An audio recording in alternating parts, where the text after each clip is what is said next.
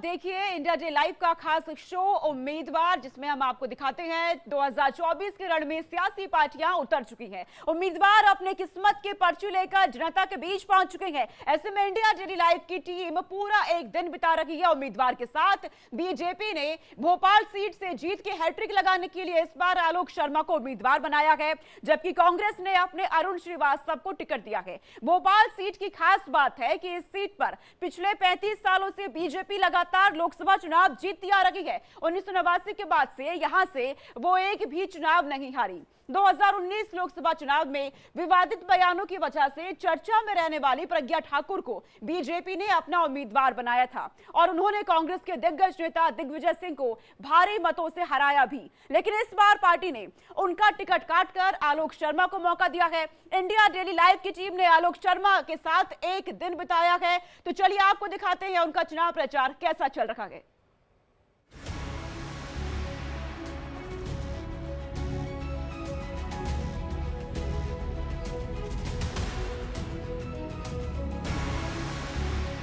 नमस्कार दर्शकों, मैं हूं जितेंद्र शर्मा और आप देख रहे हैं इंडिया डेली लाइव का खास कार्यक्रम उम्मीदवार के सफर में आज मैं मौजूद हूं मध्य प्रदेश की राजधानी भोपाल में। और भोपाल की अगर हम बात करें तो यहां से भारतीय जनता पार्टी ने भरोसा जताया है आलोक शर्मा पर। आलोक शर्मा जिन्हें भोपाल का बेटा कहा जाता है, भोपाल यानी कि पुराने भोपाल की इन्हीं गलियों में वो आगे बढ़े, आगे चले, अपने राजनीतिक सफर की शुरुआत की और इस सफर की शुरुआत के साथ साथ अब वो पहुंचे हैं सांसद के उम्मीदवार के रूप में। तो आज हम दिन भर उनके साथ मौजूद रहेंगे और जानेंगे कि आखिर कैसे करते हैं आलोक शर्मा अपना चुनावी प्रचार।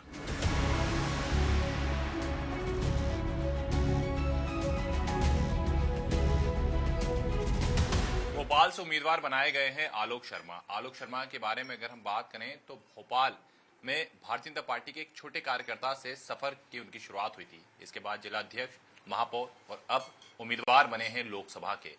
नाश्ते की टेबल है और जाहिर सी बात है कि जब व्यक्ति बाहर निकलता है चुनावी प्रचार करने के लिए तो थोड़ा बहुत कुछ ना कुछ लेना जरूरी है, क्योंकि दिन भर का जो शेड्यूल होता है वो काफी गड़बड़ाया होता है और ऐसे में सेहत का भी ध्यान रखना पड़ता है।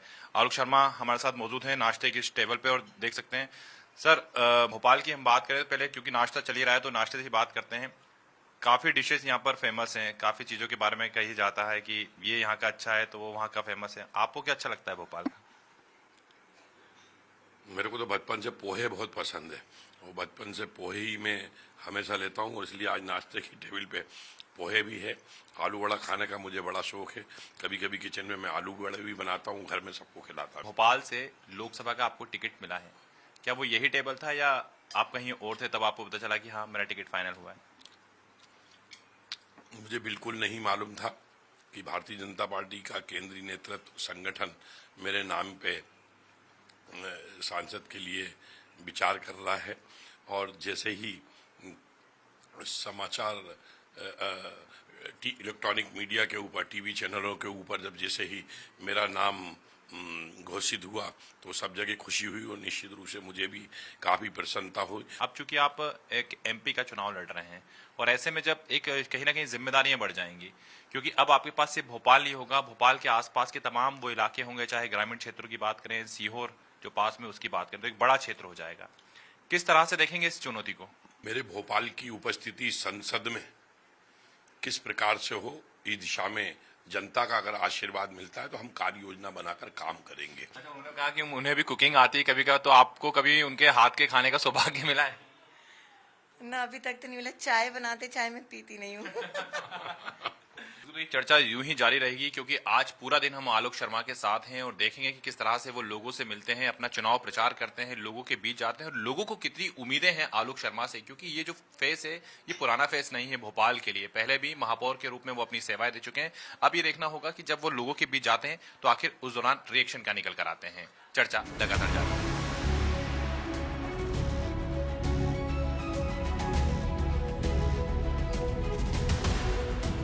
आलोक शर्मा चुनाव प्रचार के लिए अब बाहर निकल चुके हैं और पुराने भोपाल की जो गलियां हैं आप वो देख सकते हैं कि उन गलियों में उनका जो प्रचार है वो चल रहा है और लगातार वो लोगों से चर्चाएं कर रहे हैं, उनसे मिल रहे हैं। और देखिए क्योंकि ये चुनावी समय है और ऐसे समय में जरूरी हो जाता है कि लोगों के बीच पहुंचा जाए और लोगों के बीच पहुंचने के बाद जो अपना चुनाव प्रचार है वो किया जा सके। तो यहाँ देख सकते हैं कि लगातार लोगों से उनका जो मिलाप है वो भी चल रहा है और जाहिर सी बात है ये जो समय है ये चुनावी समय है। और देखिए चूंकि प्रत्याशी जब बीच में जाता है तो लोगों की अपेक्षाएं होती हैं कि कोई कार्यक्रम के लिए इन्वाइट करता है तो यहाँ पर वोट भी मांगे जाते हैं, तो यहाँ पर जो वोट हैं वो भी मांगे जा रहे हैं और ये देख सकते हैं कि लोगों से भी मिल रहे हैं लगातार।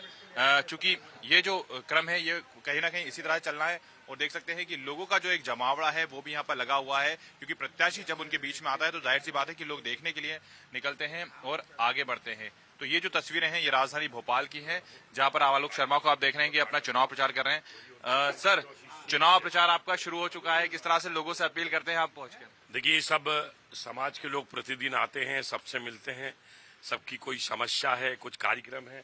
कुंजवंदिया समाज के लोग हमारे बीच में आए हैं, बड़ा कार्यक्रम होने वाला है, शोभा यात्रा निकलेगी और उसमें हम सभी लोग शरीफ होंगे। रामनवमी का पर्व हर्षोल्लास भरे वातावरण में भोपाल की जनता मनाएगी। क्या लगता है कि कौन कौन सी समस्या है जिसका अब निराकरण हो जाएगा? क्योंकि सभी निराकरण हो रहा है, सभी निराकरण हो रहा है, बीजेपी राज में सभी निराकरण हो रहा है और हमारी चाहत यही है तो मोदी सरकार फिर बैठे। देखिए, मोदी सरकार फिर बने और लगातार हम देख रहे हैं कि जो लोग हैं वो यहाँ पर मौजूद हैं, बात करेंगे। माता जी, क्या नाम है आपका? सरजूबाई साहू। ये बताएं, जिनको टिकट दिया है यहाँ से आलोक शर्मा को, क्या लगता है आपको क्या होगा? एक नंबर होगा, देखना, जीतेंगे जीतेंगे। बहुत अच्छा काम करते हैं, बहुत अच्छा, शुरू से ही जीतेंगे। अच्छा, महापौर भी रहे हैं, महापौर के दौरान आपने उनके कार्यकाल को देखा है? देखा है। अब क्या कहेंगे?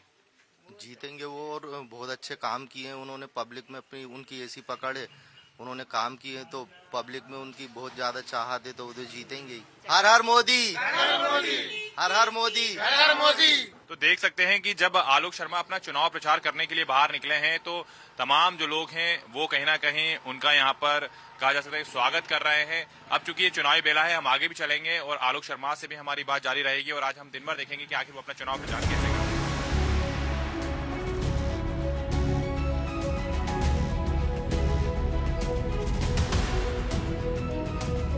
उम्मीदवार आलोक शर्मा के साथ हम सुबह से मौजूद हैं, चूंकि आज बैसाखी का भी पर्व पड़ा है और ऐसे हम देख सकते हैं कि किस तरह से जब अपना चुनाव प्रचार के लिए निकले तो उस दौरान थोड़ा सा समय उन्होंने गुरुद्वारे में पहुंचे और गुरुद्वारे में किस तरह से वो यहाँ पर सेवा करते हुए नजर आ रहे हैं। तो ये तस्वीरें हैं राजधानी भोपाल से, जो भाजपा के उम्मीदवार हैं आलोक शर्मा, उनकी तस्वीरें।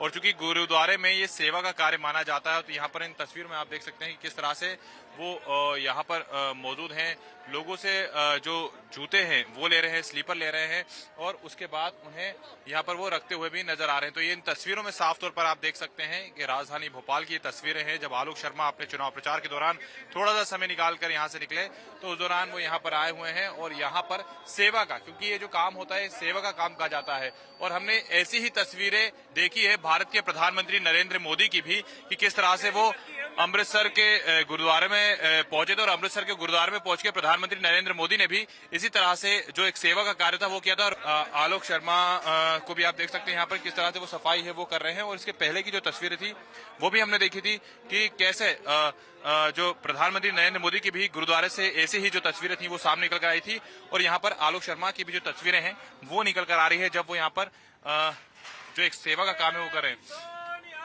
आलोक जी, सेवा का ये काम होता है, चूंकि आप चुनाव प्रचार पे निकले थे लेकिन जिस तरह से आपने देखा कि रास्ते में आ चुकी बैसाखी का भी पर्व है और आप गुरुद्वारे और यहाँ पर एक सेवा का काम किया। देखिए, आज पूरा देश हर्षोल्लास भरे वातावरण में बैसाखी पर्व मना रहा है। आज ही के दिन हम सभी लोग भोपाल के टीटी नगर गुरुद्वारा में एकत्रित हुए हैं और यहाँ पे गुरु गोविंद सिंह जी के मैं चरणों में बारंबार प्रणाम करता हूँ, नमन करता हूँ। बिल्कुल, देखिए चुनाव का प्रचार चल रहा है और इस दौरान बीच बीच में हम देख रहे हैं जो तस्वीरें वो निकल कर आ रही है जब भोपाल के उम्मीदवार आलोक शर्मा भी जो सेवा का काम है वो करते हुए नजर आ रहे हैं। और सारे के भाग नहीं है कि पूरे गुरुद्वारे में माफ होंगे। गुरु कौन है? गुरु गोबिंद सिंह साहिब सच्चे पातशाह जी आप अकाल का रूप हैं। देखिए सफर हमारा लगातार जारी है और सुबह से ही हम देख रहे हैं कि भोपाल के उम्मीदवार आलोक शर्मा किस तरह से लोगों के बीच पहुंच रहे हैं, चुनाव प्रचार कर रहे हैं और समय समय पर अपने जो कार्य हैं वो भी कर रहे हैं, चाहे वो धार्मिक हो या फिर पर्सनल किसी से मिलना हो। बीजेपी ने अपना घोषणा पत्र भी जारी किया है, उसमें शहरों के डेवलपमेंट की बात की गई है, युवाओं की बात की गई है, गारंटी की बात की गई है, जो कि मोदी जी हमेशा इस बात को बयां करते हैं। इस घोषणा पत्र को अब आप किस तरह से देख रहे हैं और जब जनता के बीच आप जाएंगे तो ये जो घोषणा पत्र है आपके लिए और कितना ज्यादा खास हो जाएगा? देखिए, मोदी जी ने युवाओं की बात की है, किसानों की बात की है, महिलाओं की बात की है, वो गरीबों के कल्याण की बात की है। इस दिशा के अंदर भारतीय जनता पार्टी के आज जो चुनावी मैनिफेस्टो में जो बातें आई हैं, तो ये हमारी करनी और कथनी में अंतर नहीं है। जो कहा है उसको प्रधानमंत्री समय सीमा में पूरा करके देश की जनता की सेवा करेंगे। मैं समझता हूँ यही तो प्रधानमंत्री नरेंद्र मोदी जी की गारंटी है। थोड़ा सा आरोप प्रत्यारोप की अगर बात हो जाए तो कांग्रेस लगातार ये आरोप लगा रही है, आज आपके घोषणा पत्र को लेकर भी आरोप लगाया। दिग्विजय सिंह भी ये कह रहे हैं कि उनके क्षेत्र से 400 लोग चुनाव लड़े ताकि बैलेट पेपर की जगह या वो ईवीएम की जगह बैलेट पेपर से चुनाव हो जाए। देखिए, सफेद झूठ का नाम मैं समझता हूँ दिग्विजय सिंह है। दिग्विजय सिंह को भोपाल में करारी हार मिली, आज वो अपनी सीट ही तय नहीं कर पा रहे हैं, भाग रहे हैं। वो क्या बैलेट पेपर के ऊपर चुनाव लड़ेंगे? मैं समझता हूँ पूरी पारदर्शिता के साथ चुनाव आज देश में हो रहे हैं। पूरी देश की जनता का विश्वास है, आज दिग्विजय सिंह का नहीं है। मुझे लगता है कि कांग्रेस के वरिष्ठ नेता दिग्विजय सिंह जी को राजनीति छोड़कर अब वानप्रस्थ की ओर जाना चाहिए। अरुण श्रीवास्तव आपके सामने है, किस तरह से देख रहे हैं उन्हें आप? कांग्रेस पार्टी ने अपना उम्मीदवार उनको घोषित किया है और वो अपनी बात जनता में कह रहे हैं, हम अपनी बात जनता में कह रहे हैं। हम विकास के मॉडल को लेकर जा रहे हैं। जनता को दोनों प्रत्याशियों के काम का आकलन करना है, मूल्यांकन करना है। मुझे उम्मीद है कि 35 वर्षों से भोपाल की जनता भारतीय जनता पार्टी के प्रत्याशियों का साथ दे रही है, उनको सांसद बनाकर दिल्ली में पहुंचा रही है। मैं भोपाल का बेटा हूं, भोपाल मेरा परिवार है और भोपाल की जनता का मुझे आशीर्वाद मिलेगा।